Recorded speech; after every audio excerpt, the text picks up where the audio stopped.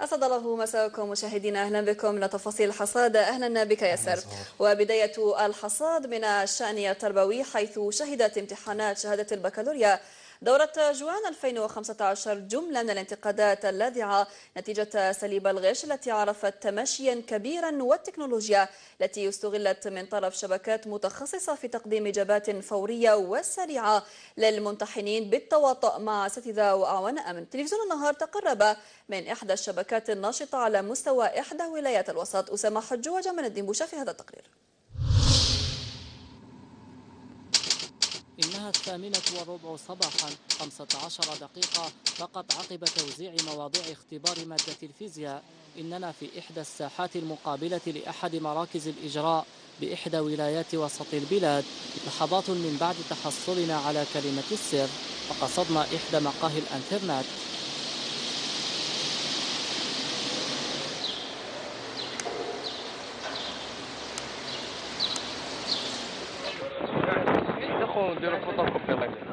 الآن أصبح الموضوع بحوزتنا. كنا نظن أنفسنا وحدنا، لكننا فوجئنا بتوافد عدد من الأشخاص، وكل كانت له طريقته الخاصة في الحصول على الحلول والإجابات.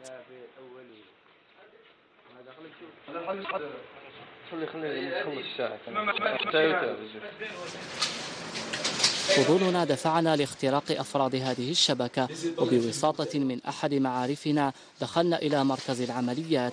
فمن هنا توزع الإجابات والحلول بعد أن ينجزها على جناح السرعة أساتذة متخصصين.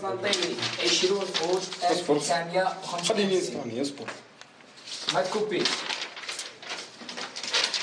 تكوبيش. سكانيها اصبر، ما تكوبيش عليا. معليش دقيقة، ما تكوبيش عليا. نتعاملوا مع لي سيبر، نتعاملوا مع لي فوتوكوبي، وكاين اللي داخل في المركز يخرج له سي جي. كي يخرج له سي جي هو يجي يدير له بروف يحل. وكاين دراهم كيما نقولوا كي يخرج له سي جي بمليون للسي جي. كاين دي بروف باينين تروح ليه لدارو تلقى عنده سي جي، تعطي له مليون يعطيك هو الكوبي اوريجينال اللي مدوها لداخل في المركز، وانت تديها للبروف، والبروف يبدا يخدم لك، يبدا يعطيك في الحل، وانت تشوف كيفاش تبعث، يا بلوتوث يا بار فيسبوك.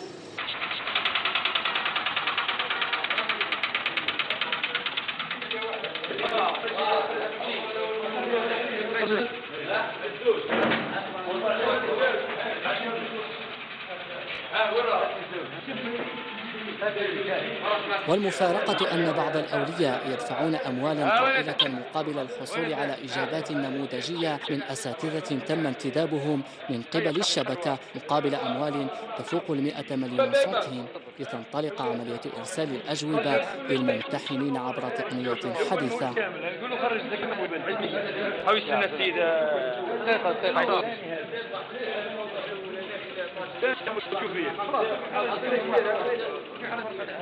لهيك الحلول كي نسكانوهم هي صح، نبعثوهم لهم هما يكتبوا عليهم.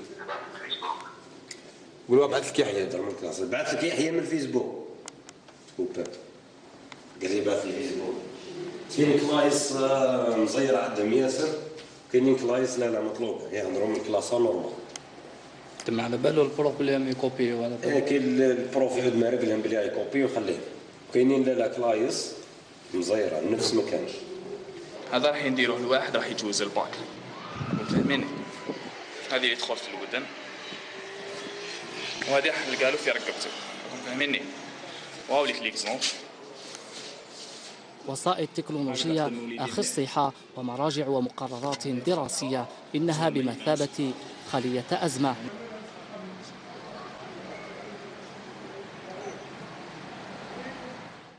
كاين بعض الاساتذه كي يخدموا بالدراهم، قال تكريني باش تجيب لي السيجي نتايا دبر راسك كيفاش نحل لك انايا السيجي ديالك وخلصني، وشوف كيفاش تتبعثو سواء بميساج ولا تدخل له السيجي. كاين بعض لي بروفيسور كي ينترفوني على وليدو يبدل له لا كوبي تاعو في الامانه في المركز، يتفاهم معاهم ويخلصهم، يبدل لا كوبي في الامانه. حنايا ما نخدموش كيما انايا استبعد عندي واحد فاميلتي ندير بليزير في غاشي يجيبوا السيجي، وبعد انايا نبعث هذا لي كولي وراه يخدم ونخدموا معاه. واش نعاود لك من جديد حرك الورقه، نعاود لك من جديد. الجزء الثاني في التاريخ، مقدمة تعتبر هجومات الشمال القسنطيني. السرية كانت عنوانا لنشاط هذه الشبكة، وهو ما جعلنا نقترب من ولي مترشحة لشهادة البكالوريا. لا، المكتبات، بالنسبة للمكتبات أنا لاحظت سيجي يدخلوه يجبدوه من المكتبة ومن بعد يصوروه ويعطوه للناس. هذا غش. أنا بني يقرأ ولا بنتي تقرأ والآخر يجيبوها هكذاك، ما هيش منطقية كاع، ما هيش منطقية والله أعلم.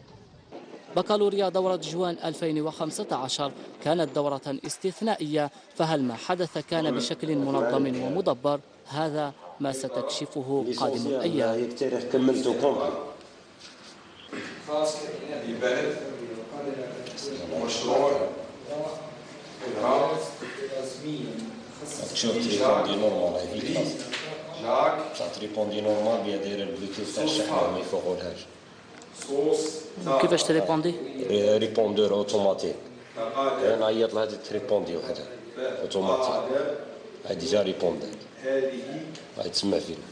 الهجمات اسمعي. لكن هاي يا إذا بتسمعي فيها حركي الورقة.